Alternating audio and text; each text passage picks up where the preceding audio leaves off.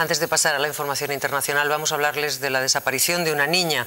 Varias unidades de la Guardia Civil, voluntarios y policías locales buscan desde ayer por la tarde a una niña de 2 años que desapareció sin dejar rastro cuando jugaba delante de su casa en la pedanía de Llosa de Camacho, en Alicante.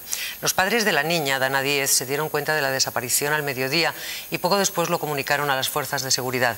Desde entonces se han empleado sin éxito todos los medios disponibles para encontrar a la pequeña Dana.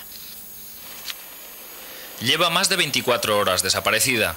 La pequeña Dana, de apenas 2 años de edad, jugaba ayer a mediodía con su perro en las inmediaciones de la casa que sus padres tienen en la localidad alicantina de la Llosa de Camacho, al norte de la provincia de Alicante.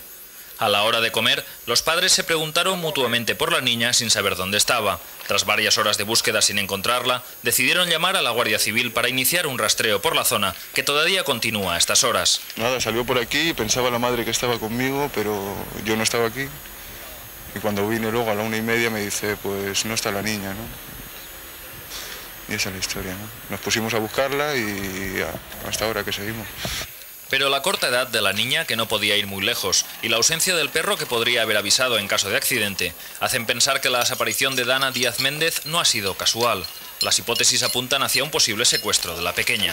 2 años de edad es muy corta la edad para caminar más de 1 kilómetro en radio aquí en esta zona, porque esto es todo abrupto y aquí, como veis, está todo lleno de aliagas y matorral, que no es impensable que la chiquilla, y caerse en un pozo, pues también hemos mirado todo, pero no se ve.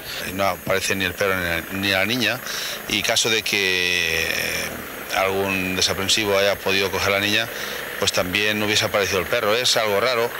Más de 50 personas, entre bomberos, policía local, guardia civil y voluntarios, continuarán a lo largo del día de hoy la búsqueda de la niña con apoyo de helicópteros y perros de rastreo. Mientras, la madre de Dana no cesa de visitar estaciones de tren y aeropuertos, convencida de que han raptado a su hija.